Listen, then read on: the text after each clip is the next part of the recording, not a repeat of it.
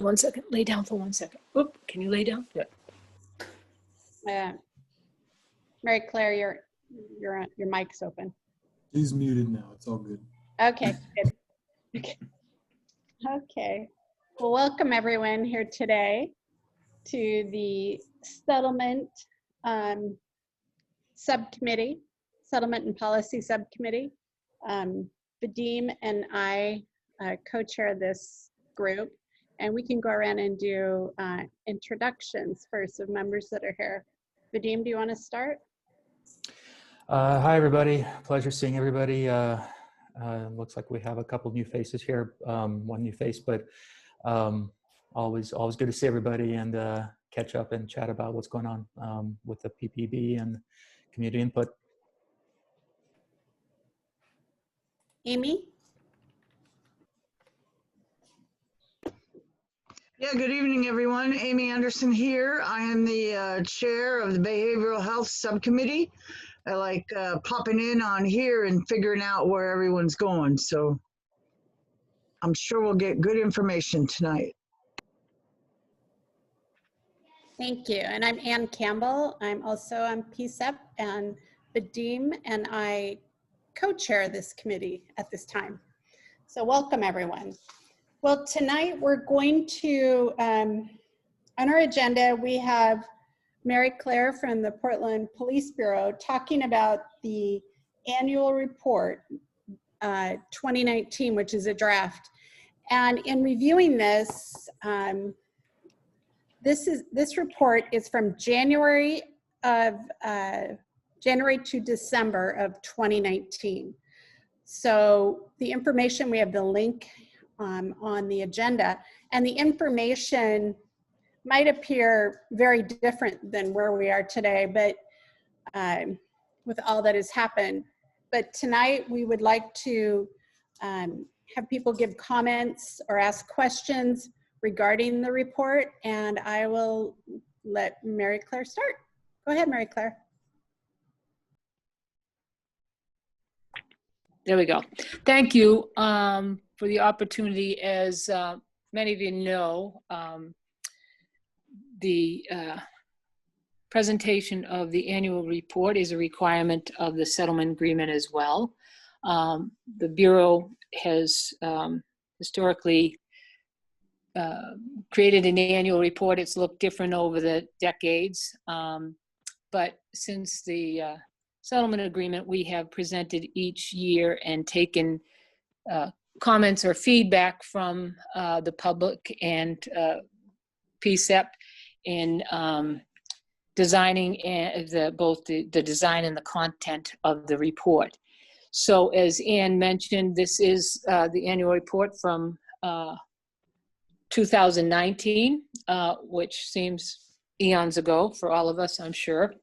And we sent it to PCCEP probably a few weeks ago. I'm hoping that you've all had a chance to review it. And as I said, we're looking for, we cannot post it to our website until we've at least given the PCCEP and community an opportunity to comment on our draft. So that's the purpose of tonight's meeting. I can just give you an overview, and then if you have particular questions, I will tell you first thing that I'm not well versed in every division of all they said, but it's, what we have done, how it works is that our communications unit sends out a request at the beginning of year, sometime, in January, end of January or so, asking each RU or division in the Bureau to send a report of the events of the past year. So this would have gone out to them early, sometime in January of 20, requesting and giving them sort of a format, because, it used to be, and I will say, as most annual reports are, they highlight, the achievements that you've made. And I think I've said this before to you, and I will say it again, most, even if you look at private, organizations or nonprofits or whatever, their annual reports really highlight their achievements. And that's what we initially were doing. Then a couple years back, the PCCEP asked us to also include, some of the things that, that we might see need for improvement. So we call that the challenges that are listed in the report now. And so they send out a document and ask each RU manager to fill out the accomplishments, achievements, and any barriers that they have experienced in for the year. And then it's the responsibility of our one of the members of the communication unit to put this together. And I will tell you, it is a formidable task, as you can well imagine.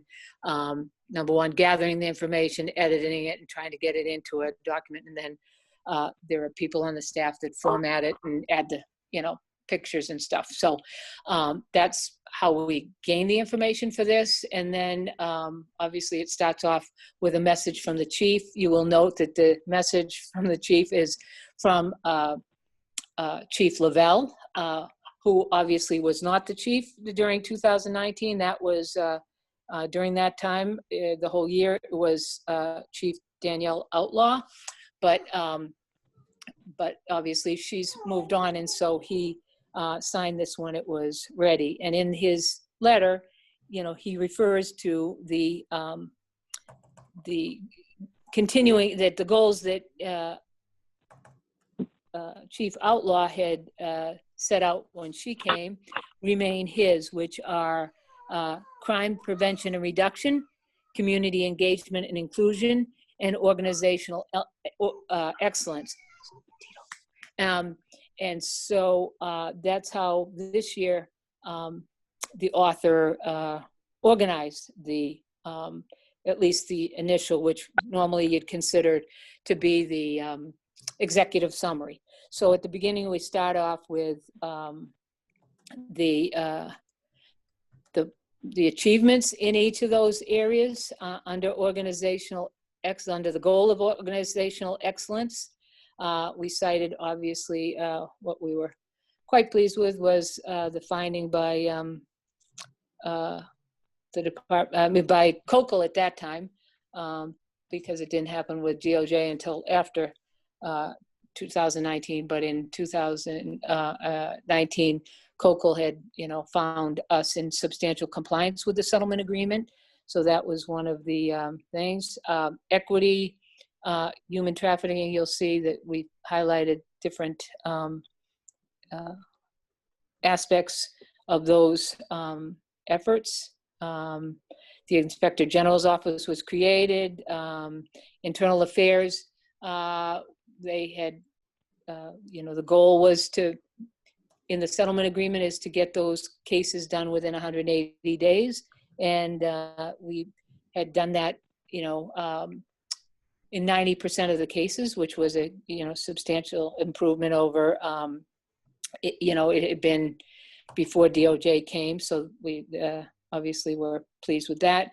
At that time in 2019, we hired additional officers. So they were highlighting that. We had set out surveys to get some community feedback. And we had established a wellness program, which I think had, the support and the recommendation of both the TAC and PCCEP, but it's basically got off the grounds. With regards to the goal of crime prevention and reduction, the statistics were cited. Crimes, A-person crimes were increased, but a number of crimes actually decreased. We started using a lot more data to drive the decisions of policing. Started using Tableau, which I think is what we use for, the dashboards you now see on, the open data portal. At that time, the gun violence reduction team was still in operation, and they cited some of the goal gains that they had made. And then obviously talked about the problem-oriented policing that the Bureau was using as a mechanism to drive, details and missions to address chronic problems and illegal activity that have been identified by communities, such as street racing and drug, problems in the Old Town and stuff like that. In terms of the goal of community engagement and inclusion, we established the Community Services Division. Before that was just literally the communications people and one officer for the community engagement officer, but they made it into a unit that included all of the, the units that have, a focus on, the community, such as behavioral health, homeless liaison, and obviously the community engagement officer.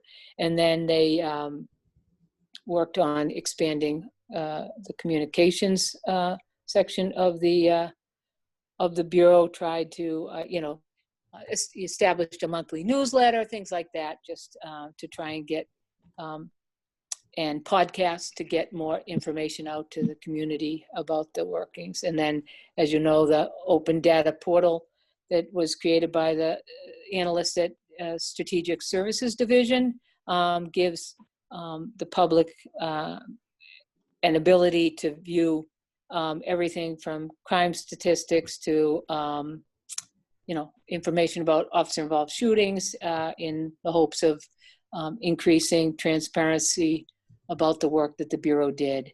And then with regards to training, one of them that we were excited about, which actually relates to PCCEP, was working with the Youth Education Police, which was Tashi and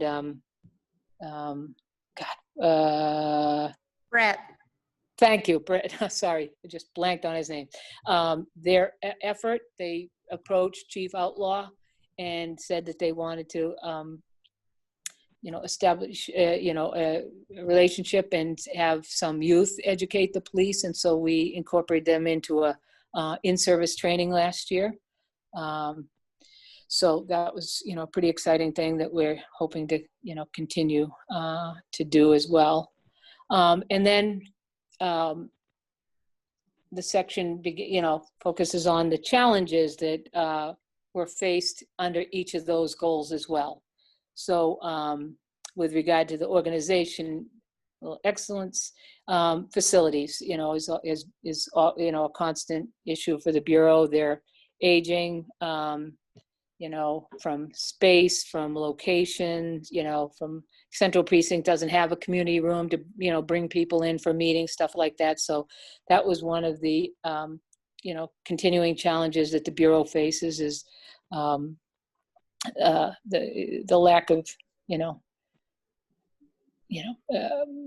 good, facilities for everything. Obviously, the training division is a really nice building, but we have needs in other areas. The Justice Center is where Central Precinct is located, and is probably not the, best spot for it either. So they continue to look for other options. Well, at least that time they were trying to find a 5-year facilities plan.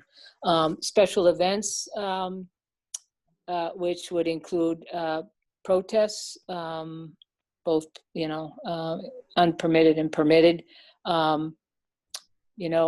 took its, and looking back, it's kind of funny to say this because I guess we could take this paragraph and capitalize it for next year's report, because last year the, protests weren't anything like what we've experienced this year, but still the protests on August 17th of 2019 was a significant event and caused, issues with Bureau staffing in order to, man the, or provide the officers necessary to work on the protests and stuff. So they also cited the, the entertainment district down in Old Town area that, considered to be a challenge in with regards to special events, because every weekend we had to have a number of officers situated there to deal with the problems that arise. Excuse me, Mary Claire, I just want to, we only have a half an hour for this and we wanted to have comments.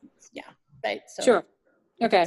If you could wrap But it yeah, up. so no, I was just going over the highlights of this, and then what you'll see, and the staffing also remains, was last year and will be so even more next year, but we'll get to that, in your next report. But it, is cited as the #1 challenge, of course, in responding to emergency calls and for other things that the Bureau wanted to accomplish because we were experiencing a lot of retirements and stuff. So, and the use of deadly force we put as a challenge too, because there were 5 fatal and 1 other officer-involved shooting in 2019.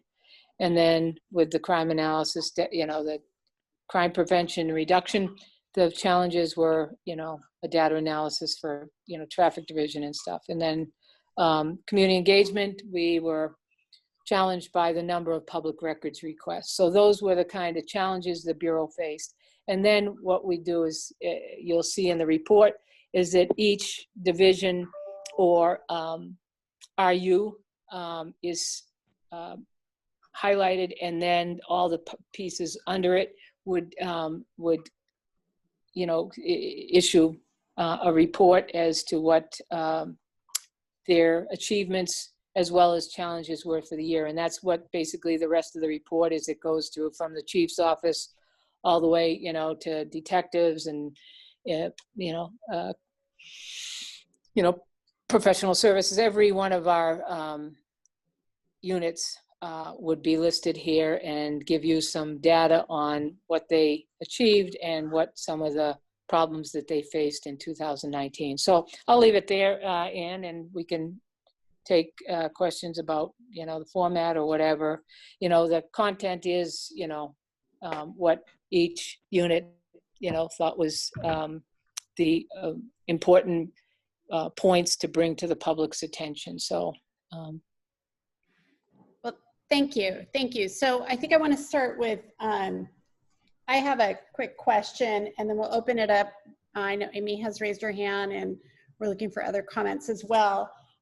One question I had was, and this is kind of looking forward, the behavioral health unit and the homeless community liaison, are those still funded currently? Yes, absolutely. And lastly, last night we heard that mental health issues for officers, they have an EAP program, but in this report you talked about a wellness program. Yes. Do you still have that? Because oh yes, it's actually becoming, it's growing and in size and scope. The wellness is up and running and is included as part of every in-service that we have. And in fact, they'll send out we get little wellness 1-minute tips every day on our computer and stuff like that. So yes, it is. And like I said, they have classes as part of in-service. Oh, in-service. Okay. All right. Okay, Amy. Okay, I'm going to try to be succinct on this. As I'm following you, reading this report, I noticed several things that came to my attention. And one is the layout looks like a wonderful document of what I call infomercial information, where it's statistics and numbers. But in the areas where you wrote challenges, I see those as operational issues and not necessarily challenges to the community. I think what I would like to see, if possible, is a section that says unintended consequences. Like, here's what we planned, here's what we did, and here's what happened, even though it wasn't our fault. It was like an unintended consequence due to XYZ. Like, take, the beginning of the Floyd incident. The unintended consequence was a ramp up in activities that Portland seldom does, okay? So I think the public is looking at, I as the public am looking for accountability to be in the fact that one can recognize that, oh my God, this thing happened and we really, we're not prepared because it's not normal for us to do this. And that's kind of an accountability piece that I see a lot of organizations using now, which is the title called Unintended Consequences for Actions and Events that really nobody had any control over, stopping or fixing in the middle of it. And that way it kind of gives everyone a really good idea of how to better problem solve for next time. Because if your annual report is merely to give us information, it's awesome. It's full of lots of information. But if it's being used in conjunction with, say, the community engagement plan, which looks like a plan of action, then somehow I would want to see the two kind of merge into here's our report, here's the facts, but here's what we did not count on, and here's what happened.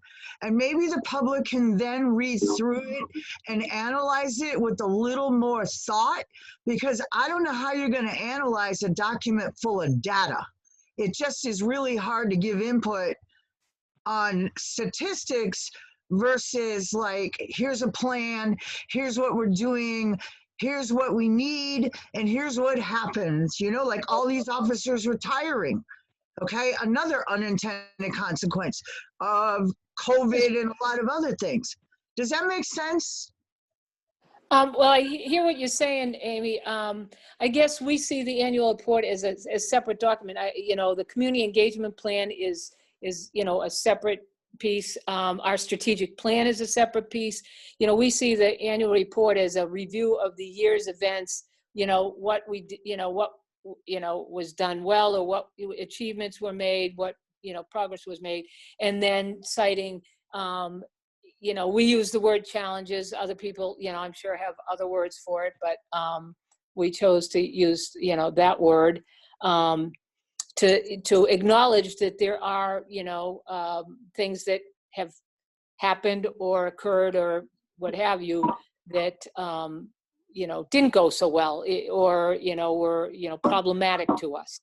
So, right, but it doesn't specify what happened. Like, it doesn't specify that a whole bunch of people got hurt and injured in the community because of XYZ. It doesn't show accountability to the community who took the impact of all of these events. That's the part I see missing, is the reference to who was harmed, even though it was like, probably maybe unavoidable or not, whatever. But it doesn't show the people that were impacted in the numbers category. I get everybody does a great job, but we got to show accountability to who was impacted by things not working out right for whatever reason. Can I jump in here just for a second? Thanks, Amy, and thanks, Mary Claire, for that. I just want to, in the efforts of time, I know that Mary Claire, I'm sure you've captured that information, ask if there's anyone else that would like to ask questions about this report. Let's see, Sean, you have your hand up, and Amy, do you still have another question, or your hand is still up? Go ahead, Sean. Sorry, I thought Vadim was running this meeting. You're gonna run the whole meeting? Sorry, just curious. I'm doing the first part and Vadim is doing the second part. Thank you. I just wanted to say, kind of in support of Amy, it's not uncommon in annual reports to see kind of a SWOT analysis of the year, a strength, weaknesses, opportunities, and threats. And something like that is helpful because it helps the public and the Bureau itself identify areas that haven't really been touched on that might be kind of long-term or short-term issues year to year. And I don't think something like that would be out of place in an annual report. At least I've seen lots where that kind of information is included. okay, thanks. We can consider, that for, our 2020 report, if you want to. send the theory to me, or send your comment to me, Sean. That would be. All right, I'll mark it down. Thank you. Is there anyone else that has any comments? I had one last comment on the summary statistics. Usually your information is broken down by ethnicity and gender, and it isn't in this report. Can you tell me what page you're on? Sorry, I'm scrolling. It is on page 51. Oh, all the way. Okay, hold on.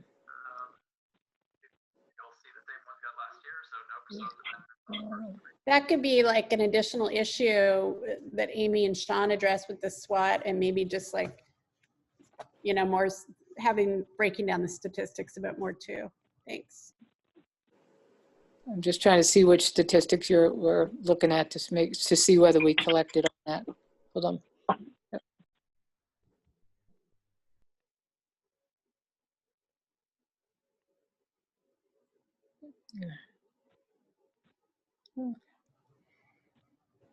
Yeah, I can email you Yeah. more about that, but it's just kind of basically it isn't broken down in ethnicity and gender.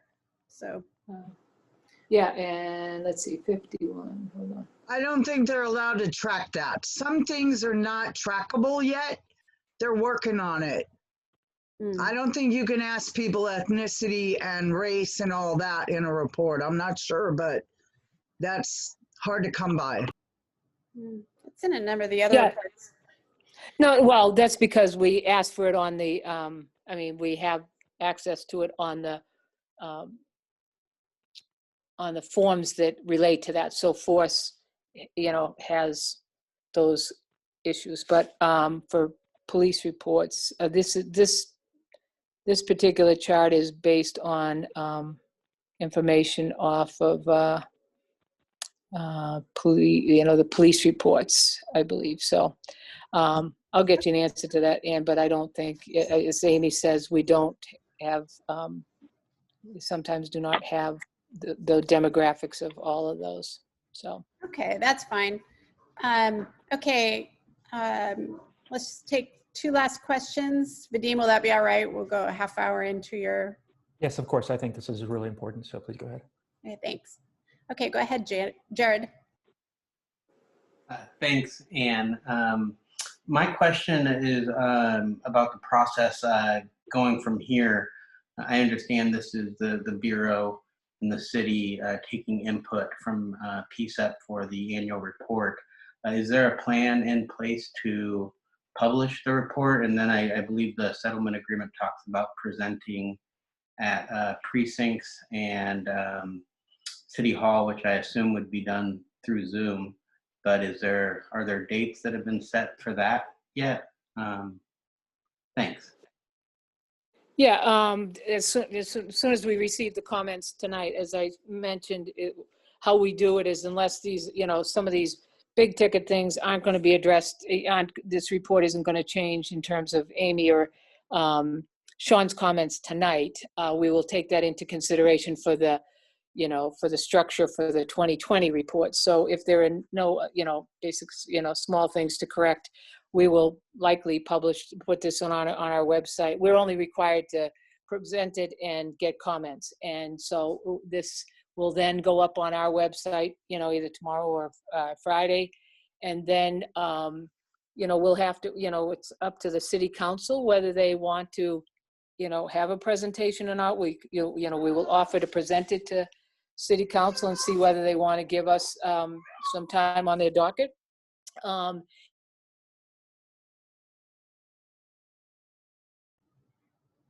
Okay. Well, keep me posted on that decision. I think it'd be helpful for PCCEP to know too if how City Council decides on presenting this report to the public.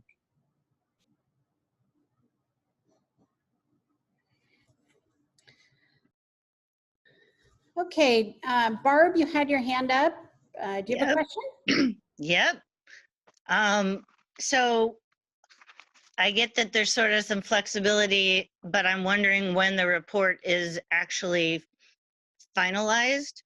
And then to the previous question, yeah, can you publicize to PCEP and the community if it's going to be presented at City Council and when?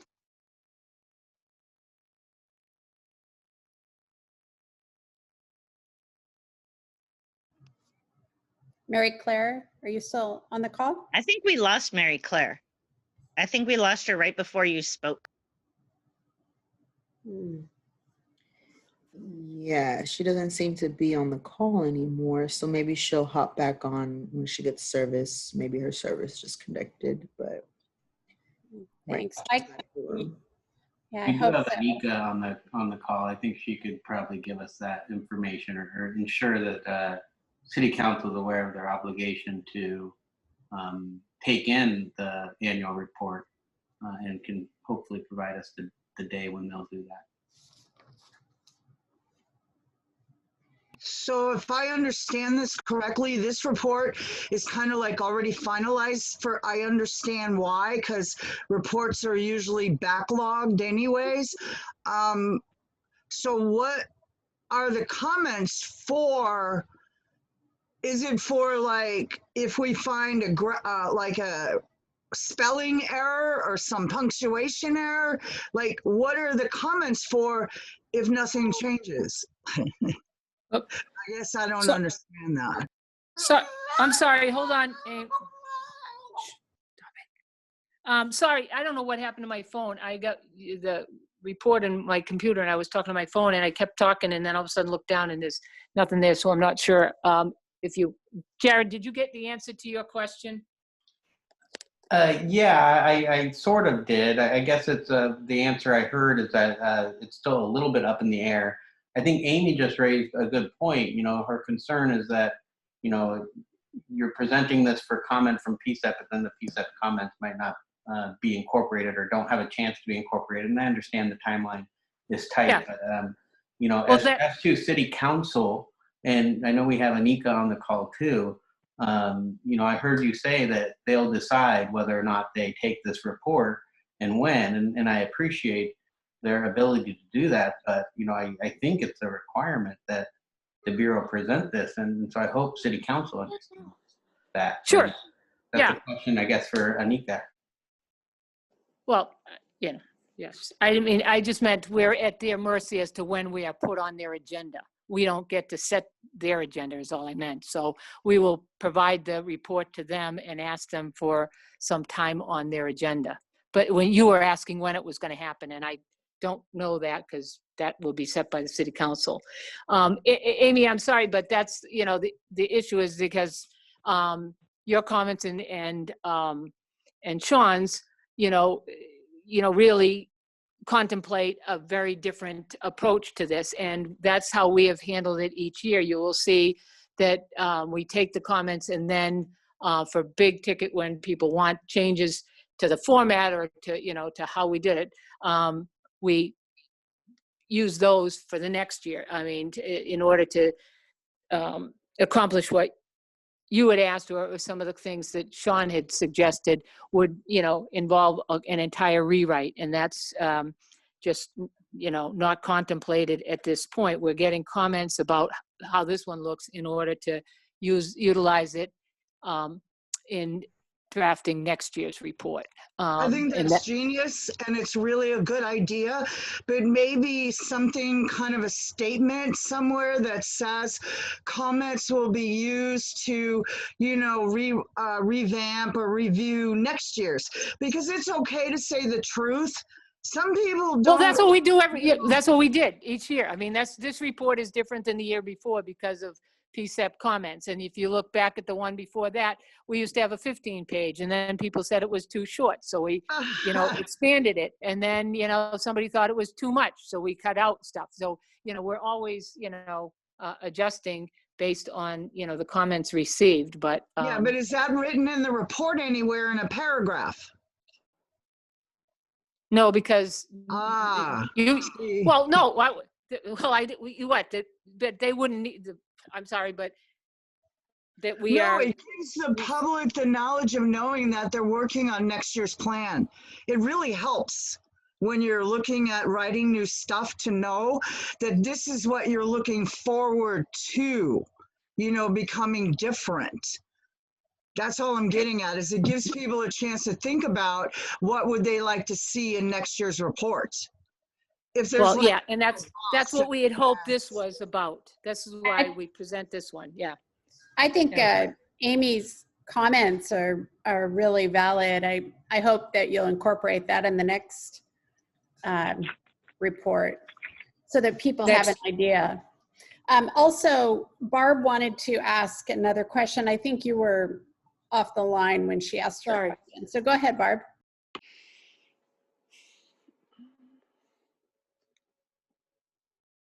When I asked you in the chat to ask the question, I meant, would you please read what I put in the chat?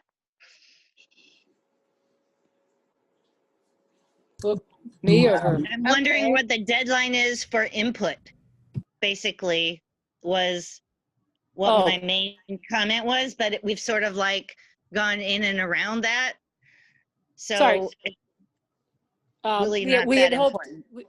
no, I'm sorry, Barb, I did go offline, but what we had hoped was, you know, that between the time it was given to PCEP and posted on PCEP's 3 weeks ago and tonight, we would have the comments of the public. If you want a few more days, we don't have to post it this Friday or whatever, but as I said, if they're, you know, big ticket items, we take those comments and apply them to the next year report. But if there was some specific mistake you saw in the report, in the content of the report, would obviously change it now. Okay, so it's really just like proofreading type and small things that you're looking for. But I would like to say that Amy's most recent idea about the transparency part would make sense to put at the beginning of the report anyway, or as part of the comments. Okay. Just something to say that, you know, we, you know, welcome or comments, and, you know, we'll consider them for the next annual report. Pretty much. yes. It lets people know that their comments will be considered and they don't have to rush, you know, kind of thing. Yeah, It'll I like really be that better. idea. Thank you. Thank you. Okay. Not to rush anyone, but I know we have Sean Campbell here from Training Advisory Council. So, Yeah, Vadim? so thanks, Sean, for coming here, and everybody else for staying with us for this part of the discussion. Part of the issue facing Portland right now is what is the future of policing going to look like? And we've had a lot of calls for people wanting services that do not involve armed members of the police bureau responding to certain types of events. One of those is, of course, Portland Street Response, which we're still awaiting to see what that'll look like and how many people. But there's already something in place called the Public Safety Support Specialist. And there's, I believe, 12, I've heard from 10 to 12 people that are employed by PPB who are not armed, and they have certain tasks that they can go out and assist the community with that did not involve any kind of violence or anything that could be responded with in terms of deadly force. And so part of that is, and of what PCEP is tasked to do, is help to reimagine patrol services. And I think from my perspective, at least from what I've read on the policies for the PS3, as well as the recommendations from the Training Advisory Council, the PS3 could be an integral part of that. The expansion of the PS3 and having more individuals out there who are trained to respond to the community in a different way than the police bureau is. So to that extent, and to help share that information with everybody here, I've invited Sean Campbell, who is the chair of the Training Advisory Council, to speak about the research they've done and the 2 recommendations that they've proposed. Sean, would you like to take the seat?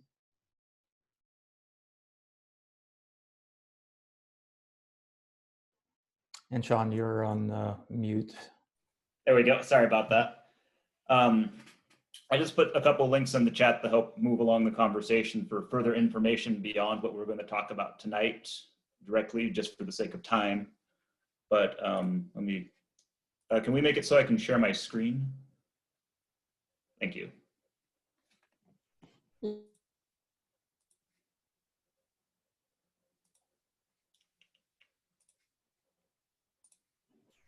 Sean, you should be able to share your screen now. Let me know if you still don't have accessibility. Yep, there we go. Perfect.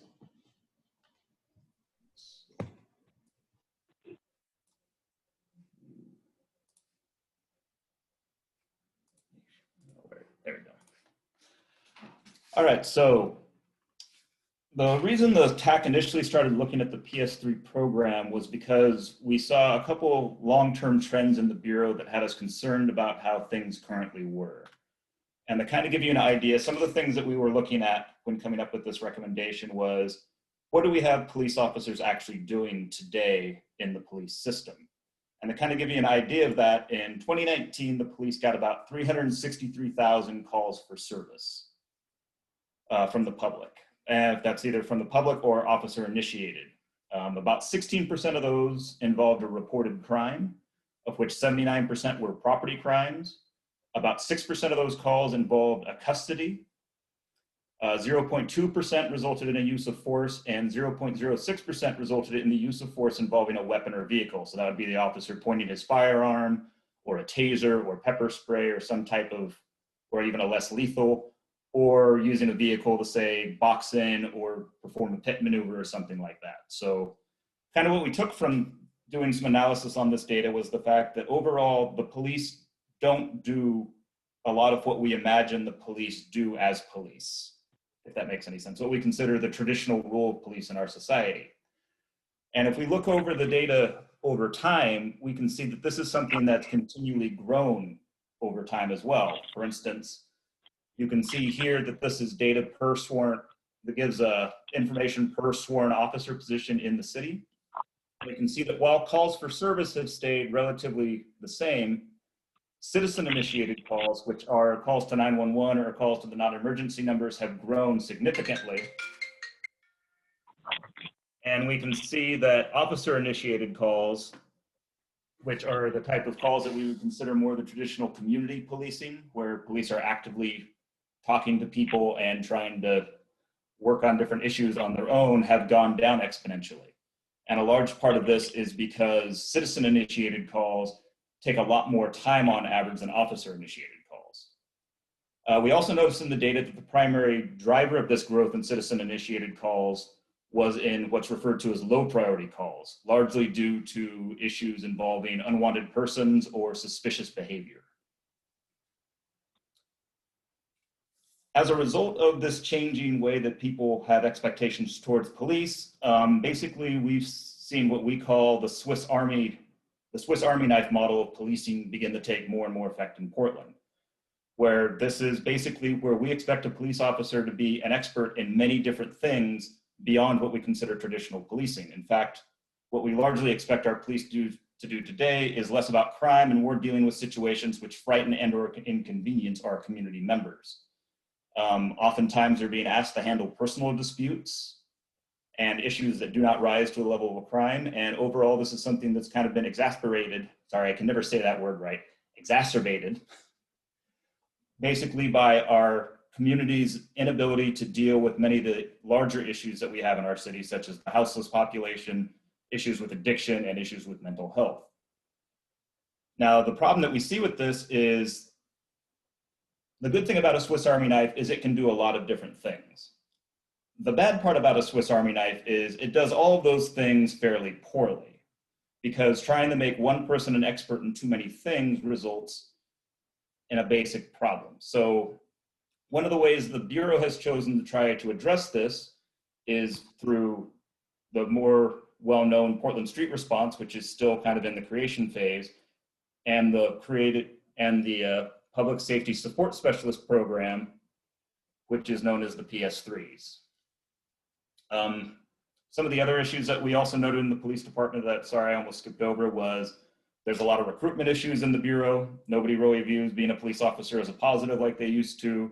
And this has resulted in a growing number of open positions, a smaller pool of applicants, and as a result, the Bureau has lowered its education requirements over time from, you used to have a 4-year degree about 10, 15 years ago, and now it's down to you just have to have a high school diploma to be a police officer in this city.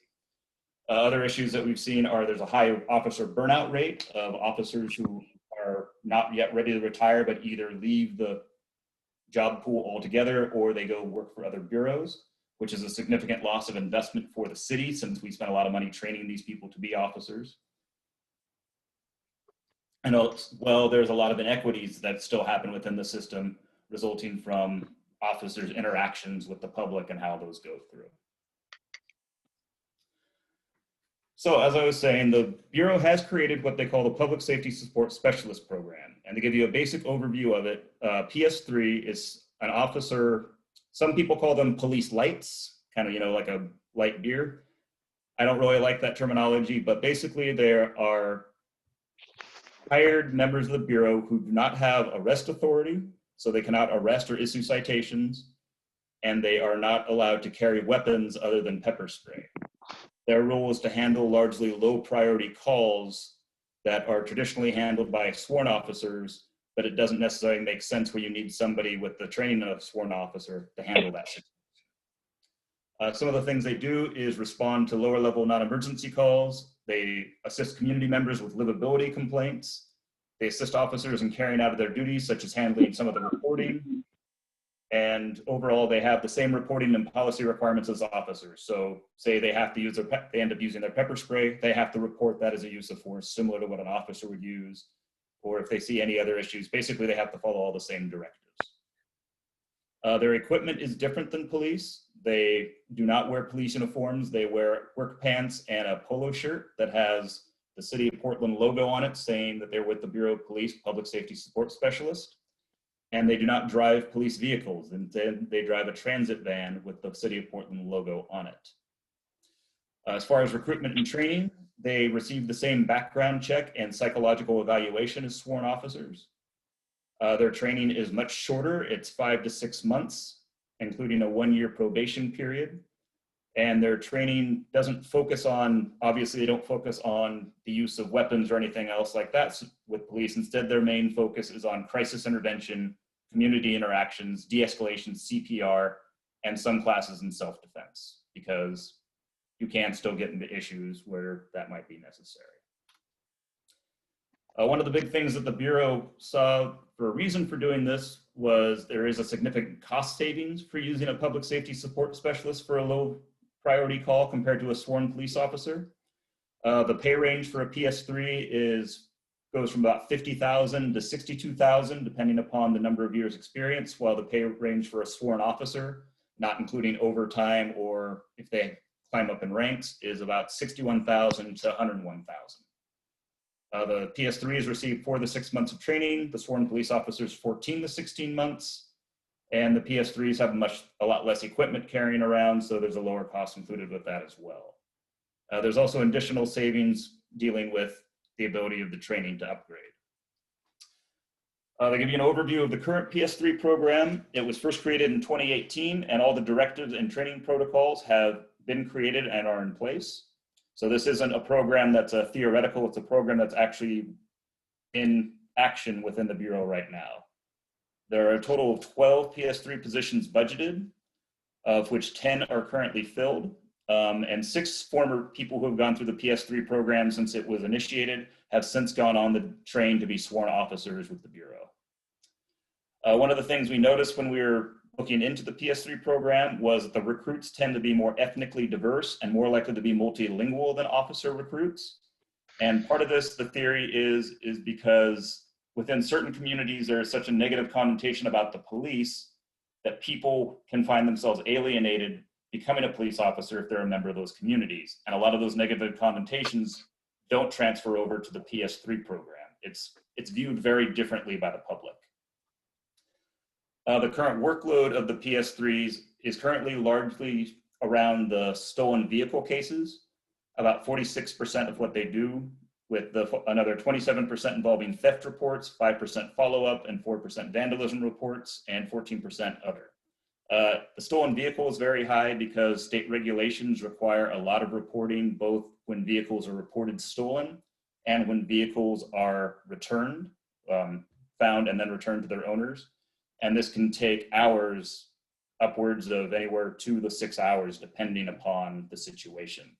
Which is, you can imagine, if you have so many sworn officers on patrol, having a sworn officer do that is quite a big time suck, both from an investment standpoint and the ability of that officer to answer other calls. The ultimate goal of this program, in our view, is to create an unarmed branch of the Bureau which focuses on finding public solutions to issues currently being dealt with by sworn officers that don't need to be. This I can see it. They're viewed as an entry point for people interested in working in public safety. It's basically kind of a place where people can dip their toe into the water to see if this is the type of career that they want. And it's estimated by the TAC that somewhere between 25 to 30% of all police calls currently coming into the system could be handled by the PS3s without any changes to the current directives that tell them what to do. So,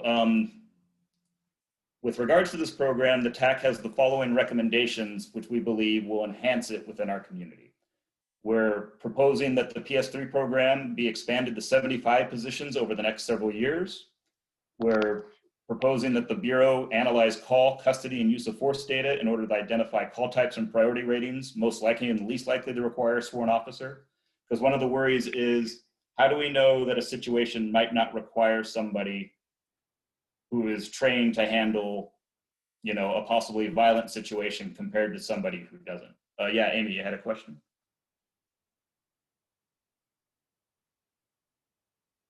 Yeah, I just put my hand up so when you're done, you know, I can get called on. Go ahead and finish because I got some ideas, but I don't want to interrupt the flow. So I just put it up for when you're done. All right. Another recommendation we have is that the Bureau should experiment with expanding the role of PS3s to handle a larger portion of the current non-law enforcement duty calls coming in, including patrol and administrative duties. We want to have some annual and internal public evaluations to understand the program better. And some of the other things that we want are, we believe that over time, we should move the PS3 program to almost an apprenticeship program for officers, where you would actually have a requirement where everybody who wants to be a sworn officer in Portland first has to go through the PS3 program. And part of the reason we're recommending this is because we view it as a way to get to know how well people can handle public safety work before they're given power to use force or arrest people, which can have a significant effect on someone's life. Because one of the things that's obvious is not everybody is necessarily somebody who should be a police officer just because it's the type of job that you need to have a certain type of mindset that they're really excel at. In the meantime, during the transition to an apprenticeship program, we are suggesting that at the very least, we re-raise the education requirement for police officers back up to an associate's degree, which is where it was 2 years ago, unless someone is a PS3 first, in which case they can start with a high school degree. And we kind of see that as a transitional phase. Other things that we would like to see is we'd like to see improved training and directives that better integrate sworn officers and PS3s, so that we're basically working with 2 different tools in a toolbox, with the understanding that some situations might require the 2 different tools to be used together. Right now, they're still trying to figure out, because the program's so new, how do the PS3s work with the overall sworn officer system that currently handles most of the patrol stuff. And there's a couple other recommendations, but those are the primary ones.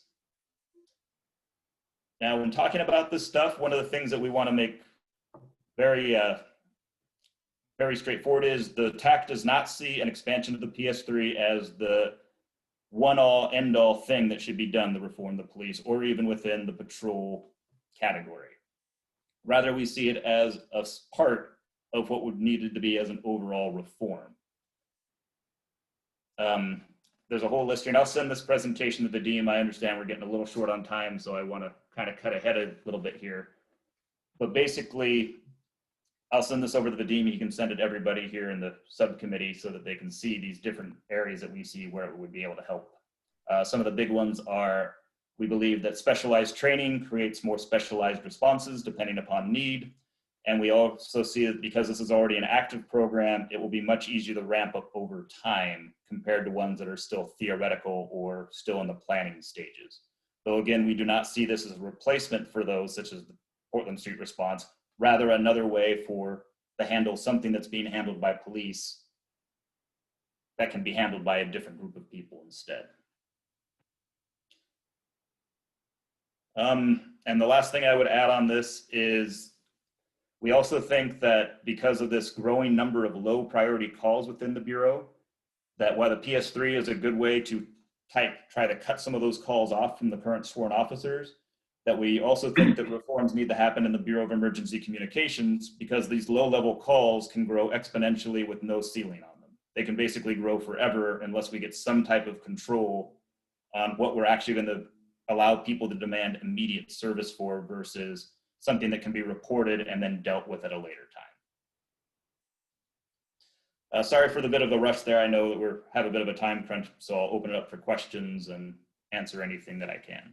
Yeah, Sean, something that came to me as I was reading this, following with you, is I think from my experience, if folks understood like how to navigate the mental health systems or the clinic systems, there's a lot of times that people could be redirected to a case manager or, you know, somebody they're already working with, a PCP, because a lot of times those folks have insights on the family situations. And I just kind of wondered if you'd be interested in doing like I call it a bridge training to give people an idea of how to navigate the different healthcare systems, which inevitably provide the services long term, you know?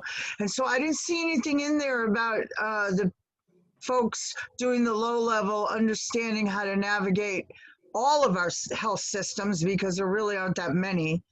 And, you know, seeing that these bridges can be made between parole and probation, between, you know, the court monitors, all these people that I'm meeting that touch people's lives that we don't even know about, like it's huge.